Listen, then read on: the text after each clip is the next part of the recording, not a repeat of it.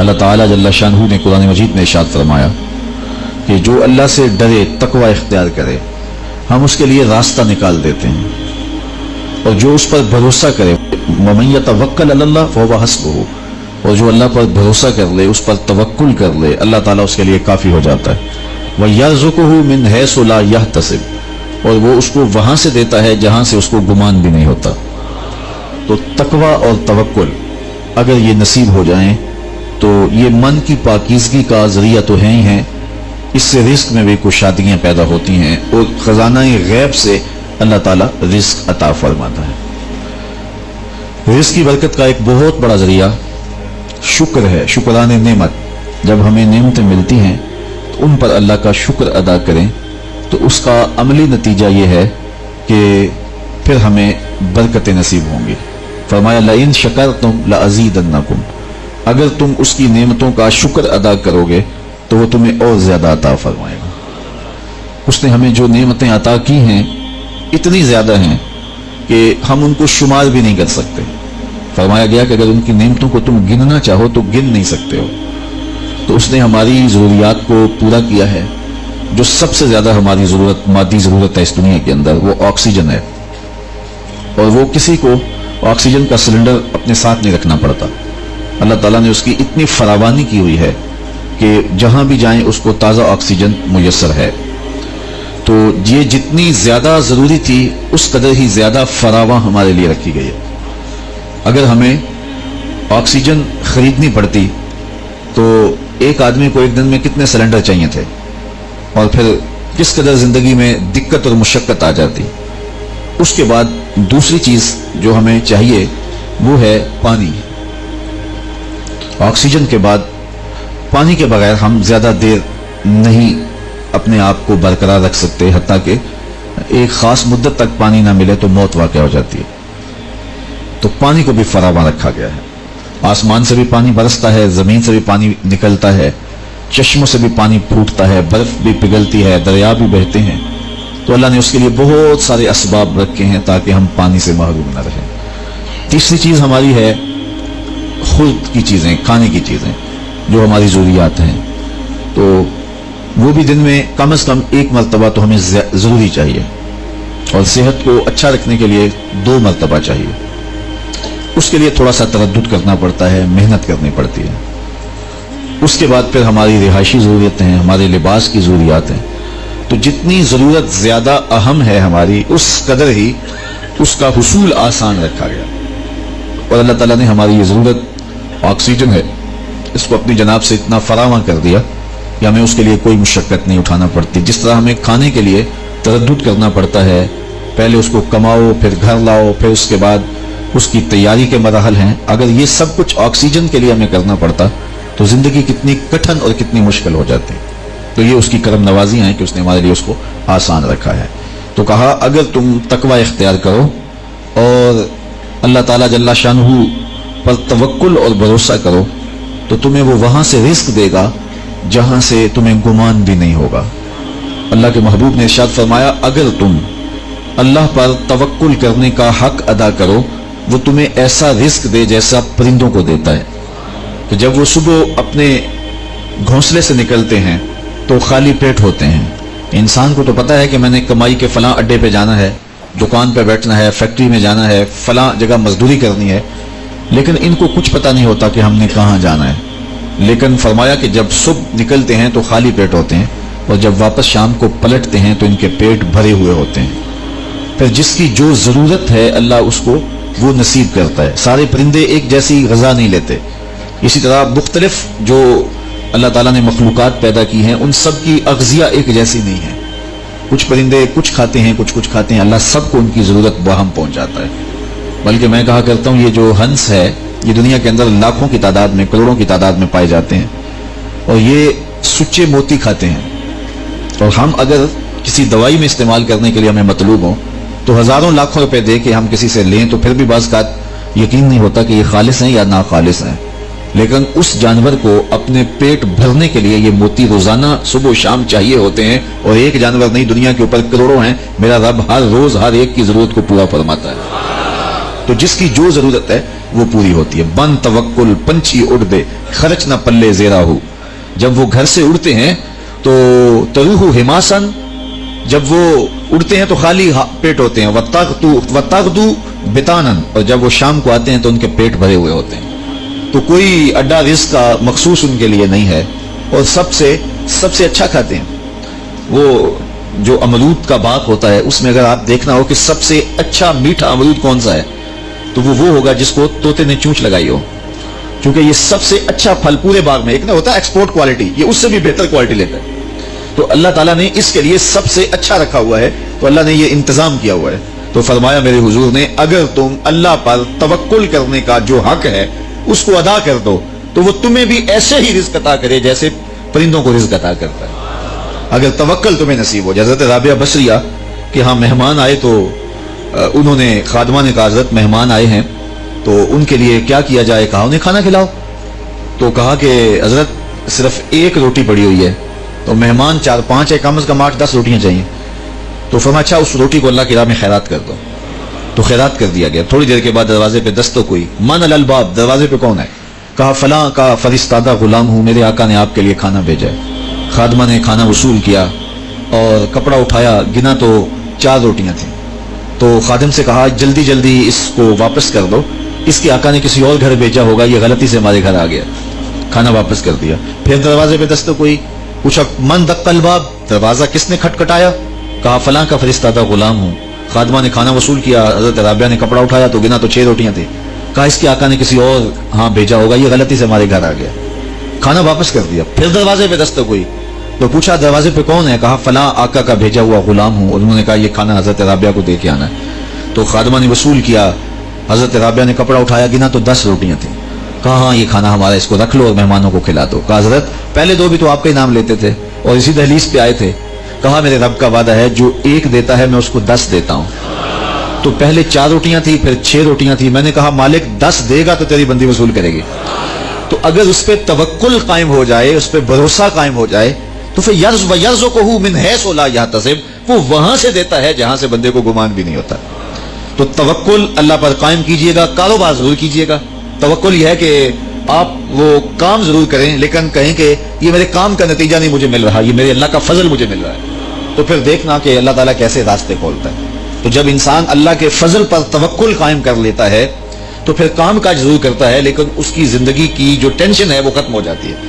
بندہ کہتا ہے کہ یہ ہے تو میں کرتا ہوں، تو یہ نہیں ہوگا تو یہ نہیں ہوگا، بس وہ جتنا کر سکتا ہے وہ کرے، باقی چھوڑ دے اس پہ، تو پھر وہ خزانہ غیب سے نصیب فرمائے گا. اچھا حضور علیہ السلام نے ایک اور چیز ارشاد فرمائی، بلکہ اپنی امت کے لیے دعا دی. اللہم بارک لامتی فی بکورہا، اے اللہ میری امت کے لیے صبحوں میں برکتیں ڈال دے. جو کام صبح کیے جاتے ہیں ان کاموں میں بڑی برکت ہے. جو کام جو ہے وہ دیر سے کیے جاتے ہیں، رات کو کیے جاتے ہیں، دوپہر کے بعد کیے جاتے ہیں، ان میں وہ برکات نہیں رکھی گئی جو حضور کی دعا سے صبح کے کاموں میں برکت رکھی گئی. تو اس لیے آپ اپنے کام کاج میں جو ہے وہ صبح کو اس کا آغاز کیجئے، پھر دیکھنا کہ برکتوں کے قافلے کیسے اترتے ہیں. اس لیے کہ میرے حضور کی دعا کبھی مسترد نہیں ہوتی. اجابت کا صحرا، عنایت کا جوڑا، دلہن بن کے نکلی دعائے محمد صلی اللہ علیہ وسلم. اللہم بارک لامتی فی بکورہا، اے اللہ میری امت کی صبحوں میں برکتیں ڈال دے. تو جو کام صبح کے وقت کیے جاتے ہیں اس میں برکت رکھی گئی ہے. اگر آپ چاہتے ہیں کہ ہم آسودگی حاصل کریں تو پھر اپنے کاموں کا آغاز صبح سے کیجئے. اللہ اکبر، اس کی برکات آپ کو نصیب ہوگی. اور ایک اور بات ارشاد فرمایا کہ جو چاہتا ہے کہ اس کی عمر میں برکت ہو اور اس کے رزق میں برکت ہو، 2 چیزیں جو چاہتا ہے، جو یہ چاہے کہ اس کے رزق میں اور اس کی عمر میں برکت ہو، اور یہ ہر بندہ چاہتا ہے، تو میرے حضور نے فرمایا کہ وہ اپنے رشتہ داروں کے ساتھ سلوک اچھا کرے، صلہ رحمی کرے. بعض اوقات ہوتا ہے کہ وہ رشتہ داروں کا رویہ اچھا نہیں ہوتا. میں آپ کو بتاؤں کہ سب سے بہتر صدقہ کون سا ہے؟ سب سے بہتر صدقہ وہ ہے جو ناراض مفلس رشتہ دار کو دیا جائے. سب سے افضل صدقہ، کیونکہ اس میں نفس شامل نہیں ہوگا. بندہ کہے گا آپ شریکوں کو دیں، یہ پہلے ہمارے مخالف اور کھڑے ہو جائیں گے، لیکن وہ کسی وجہ سے وہ مجبور گئے، مفلس ہو گئے. تو جو مفلس مجبور ناراض رشتہ داروں کو صدقہ دیا جائے اس میں نفس درمیان میں کھڑا نہیں ہوتا، تو وہ صدقہ اللہ کو بڑا محبوب ہے اور وہ سیدھا سیدھا قبول ہوتا ہے. تو جو یہ چاہے کہ میری عمر زیادہ ہو اور میرے رزق میں برکتیں ہوں، تو میرے हुजूर ने इरशाद फरमाया कि वो क्या करे, वो अपने रिश्तेदारों के साथ अच्छा सलूक करे। सिला रहमी की तलकीन की गई, इससे आसूदगी भी नसीब होती है और ये एक अच्छे मुआशरे की तश्कील की जमानत भी है, और इससे रिस्क और उम्र में बरकतें भी नसीब होती हैं। अच्छे और साले रिस्क के लिए मैंने कल भी एक रिवायत आपके सामने पेश की थी। वो भी उलमा ने लिखी कि दो भाई थे, एक काम काज करता था, दूसरा हुजूर के पास बैठा रहता था। तो उसने आके शिकायत की कि हुजूर ये मेरा भाई है, ये मेरे साथ कोई मदद ही नहीं करता, ये आपके पास ही बैठा रहता है। तो हुजूर ने फरमाया कि शायद अल्लाह इसके सदके से तुझे रिज्क देता हो। तो जो दीन के लिए भाई लग जाएं, रिश्तेदारों में, आइज़ा व क़रीबा में, या वैसे ही तलबा के लिए आप अगर शामिल हो जाएं, तो फिर वो आपके कारोबार में, रिज्क में बरकत का सबब व ज़रिया हो जाएगा। एक और चीज हुजूर ने फरमाई, हल तुनसरूना व तुरज़क़ूना इल्ला बिदुआफ़ाइकुम। फरमाया तुम्हें जो रिस्क दिया जाता है और बाज उमूर में तुम्हारी मदद की जाती है, और मुश्किल हालात होते हैं, हालात टाल दिए जाते हैं। मेरे हुजूर ने फरमाया तुम्हें पता है वो ऐसा क्यों होता है? हल तुनसरूना व तुरज़क़ूना, तुम्हें जो रिस्क भी दिया जाता है, बाज़ औक़ात ऐसा होता है एक बंदा बड़ी मेहनत करता है, नताज नहीं मिलते, एक बंदे की थोड़ी मेहनत होती है लेकिन दरवाजे खुलते चले जाते हैं, मुश्किल में फंस जाता है, कोई ऐसा सबब लग जाता है कि रास्ते खुल जाते हैं। तो बंदा कहता है कि पता नहीं क्या हुआ। तो हुजूर ने फरमाया क्या जानते हो, हाल तुनसरूना व तुरज़क़ूना, तुम्हारी ये जो मदद हुई और तुम्हें जो रिज़्क की कुशादगी अता कर दी गई, ये क्यों हुई है पता है? इल्ला बिदुआफ़ाइकुम, कहा तुम मुआशरे के जिन कमजोर लोगों की मदद की है, ये उनकी दुआओं का नतीजा है। अपाहज, कमजोर, लाचार, अरामिला, योतामा, मसाकीन। यार जब कोई शख्स किसी यतीम की मदद करता है और उनके घर में चूल्हा जलता है, तो अर्श का रब कितना राजी होता है। जब कोई दुखिया के काम आता है और उसकी इयानत करता है, तो फिर वो राजी हो जाते हैं। गरीब फंसे हुए माँ बाप, घर बेटी जवान हो रही है और बुढ़ापे की तरफ उसका रुख हो रहा है, और उनके पास हिम्मत नहीं है कि उन बेटी को उठा सकें, तो कोई साबे सरबत चुपके में जाके उनकी मदद कर देता है कि तेरी बेटी मेरी बेटी है और इसको तूने घर की दहलीज से उठाना है। तो फिर वो एकदम खुश हो जाता है और आसूदा होके उसका इंतजाम करता है उसकी शादी का। तो कोई जानता है कि उस बूढ़े माँ बाप के दिल से कितनी दुआएं निकलती हैं, और उस जो है वो बेटी के दिल से कितनी तमन्नाएं और कितनी जो है वो नेक जज्बात उन अशखास के लिए होते हैं जो उनकी मदद के लिए खड़े हुए। तो कोई उसका वजन है, कोई वजन नहीं कर सकता कि अल्लाह ताला उसकी बरकत कितनी अता करता है। तो मेरे हुजूर ने इरशाद फरमाया तुम्हें जो रिस्क दिया जाता है, मसाइब से तुम्हें बचा लिया जाता है, आती आती तकलीफ टल जाती है, तुम्हारी नुसरत दुश्मन के मुकाबले में होती है, हासिदीन के मुकाबले में तुम खड़े हो जाते हो। फरमाया तुम्हें पता है ये तुम्हें क्यों ऐसा होता है? फरमाया इल्ला बिदुआफ़ाइकुम, जो तुम्हारे मुआशरे के कमजोर लोग हैं जिनकी तुमने मदद की, फरमाया उनकी दुआओं का नतीजा होता है। उनके उठे हुए हाथ अल्लाह कभी खाली नहीं मोड़ता है। इसलिए लाचार लोगों की, दुखी लोगों की, बेबस और बेआसरा लोगों की मदद के लिए खड़े हो जाया करो। वो किसी ने कहा था कि बड़ों की बड़ी बड़ी खिदमतों से वो सुकून नहीं मिलता जो छोटे छोटे लोगों की छोटी छोटी खिदमतों से मिल जाता है।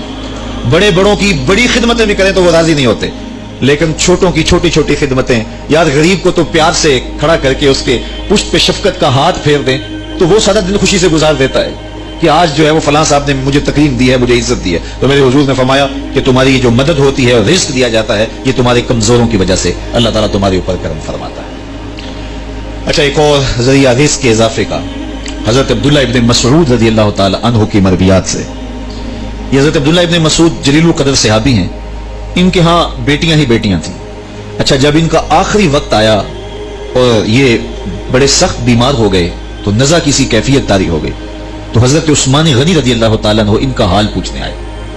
तो जब हाल पूछा, बैठे, गुफ्तगू हुई, वापस चलने लगे, तो हजरत उस्मान गनी ने अशरफियों की 2 थैलियां निकाल के हजरत अब्दुल्ला इब्न मसऊद को पेश की। तो उन्होंने कहा कि मुझे तो इसकी जरूरत नहीं है, मैं तो इस दुनिया से जा रहा हूं, तो ये मुझे क्यों दे रहे हैं? तो हजरत उस्मान ने कहा कि ये आपकी बेटियों के लिए, चूंकि आपकी बेटियां ही बेटियां हैं तो ये मैं उनके लिए पेश कर रहा हूं, आपको तो वाकई जरूरत नहीं, दुनिया से जा रहे हैं तो ये उनके लिए। तो हजरत अब्दुल्ला इब्न मसऊद ने फिर थैलियां मोड़ते हुए कहा कि मेरी बेटियों को इसकी जरूरत नहीं है, इसलिए कि मेरे हुजूर ने फरमाया था कि जिसके पास सूरा वाक़या हो उसको गुर्बत तंग नहीं कर सकती। तो मेरी बेटियां रात को सोने से कबल 1 मरतबा सूरा वाक़या जरूर पढ़ती, इसलिए तुम मेरी बेटियों के बारे में परेशान नहीं होना, अल्लाह के फजल से उन्हें गुर्बत तंग नहीं करेगी, उनके पास सूरा वाक़या जो मौजूद है। तो ये किसी ऐसे जरूरतमंद को दो जिसके पास सूरा वाक़या नहीं है। तो सूरा वाक़या की तिलावत यकीनन रिस्क की फरावानियां اور رزق کی برکتیں حاصل کرنے کا ایک ذریعہ ہے، اور دروازے کھل جاتے ہیں اگر سورہ واقعہ کی تلاوت تسلسل کے ساتھ کی جائے۔ اس لیے اپنے معمولات میں سورہ واقعہ کو شامل کر لیجئے گا، اس کی برکات سے انشاءاللہ رزق کی فراوانیاں نصیب ہوتی ہیں۔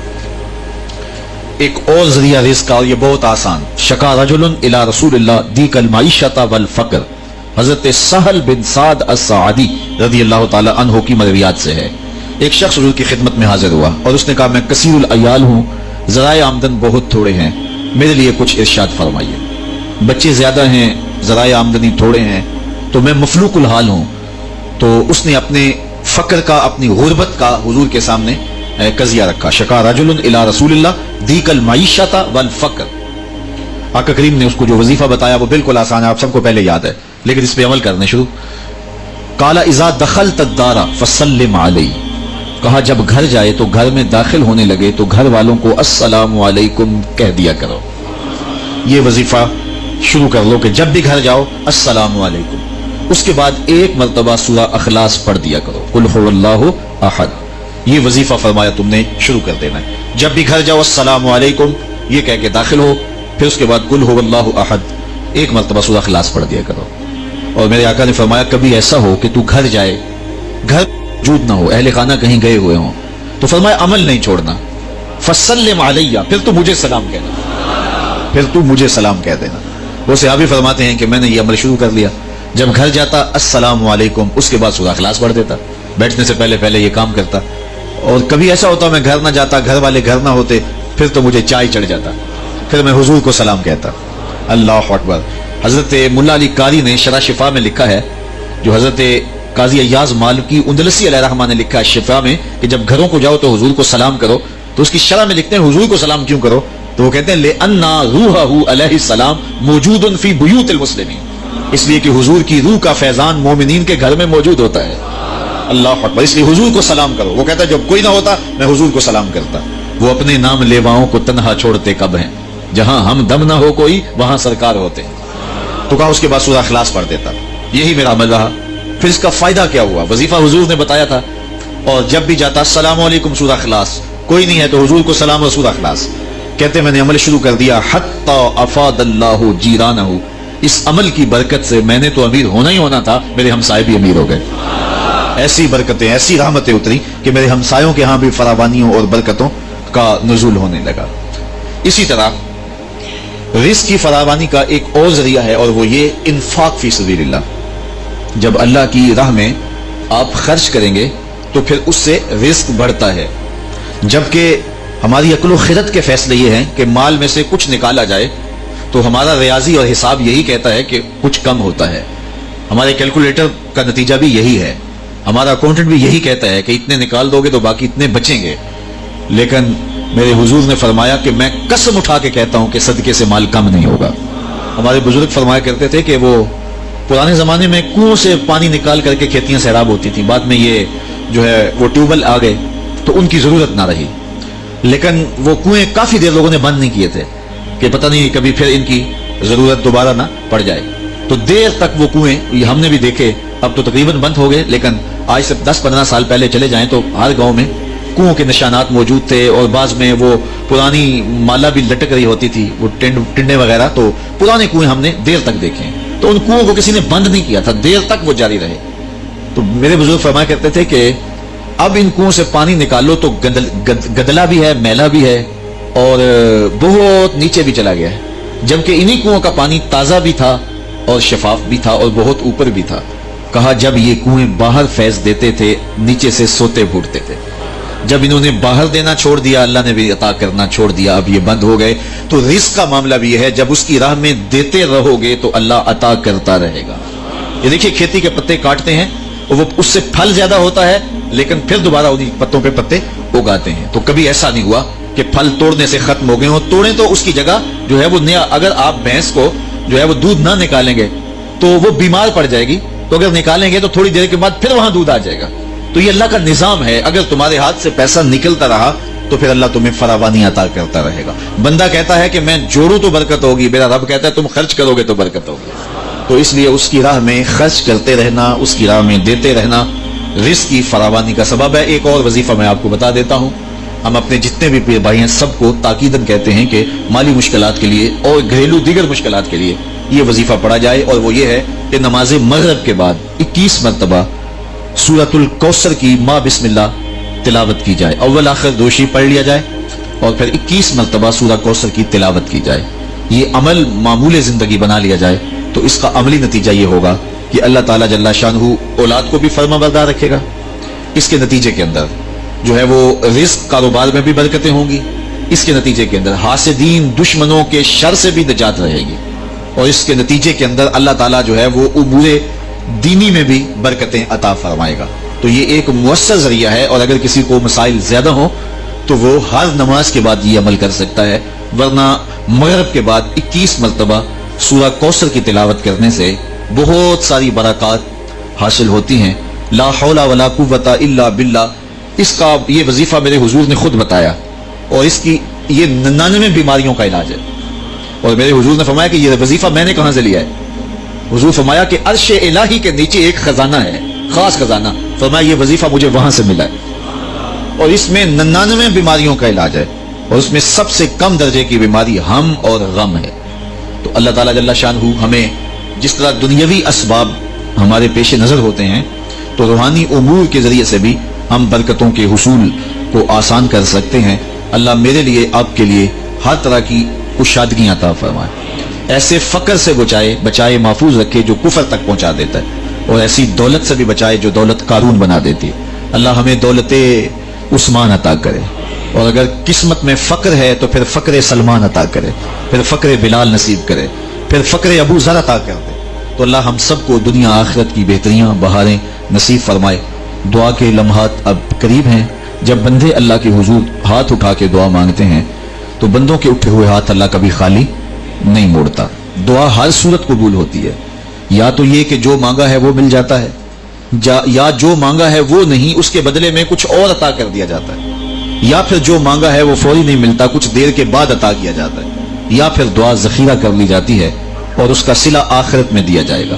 اور روایت میں آتا ہے کہ جب دعاؤں کو ذخیرے کی صورت میں آخرت میں صلہ نصیب ہوگا تو لوگ آرزو کریں گے کاش کہ ہماری دنیا پہ کوئی دعا قبول ہی نہ ہوئی ہوتی۔ تو اللہ تعالیٰ کے حضور عجز سے پورے تیقن سے دعا مانگنی چاہیے، من قلب لاہن فرمایا گیا، کھیلتے ہوئے دل سے جو دعا کی جائے اللہ اسے قبول نہیں کرتا، کھیلتے ہوئے دل سے نہیں، پورے تیقن سے، پورے انہماک سے، پوری توجہ سے جو دعا مانگی جائے۔ دیکھیے میں آپ سے کوئی بات کروں تو میرا رخ دوسری جانب ہو اور بات آپ سے کروں گا تو آپ کو بھی اچھا نہیں لگے گا، تو احکم الحاکمین کو کیسے اچھا لگے گا کہ کوئی بندہ مانگ اس سے رہا ہو لیکن دل اس کا کسی اور جگہ پہ کھیل رہا ہو؟ تو ایسی دعا اللہ قبول نہیں کرتا، اور پھر اس کی شرط ہے رزق حلال، حرام رزق سے پلے ہوئے بدن اور الشخص کی دعا قبول نہیں ہوتی۔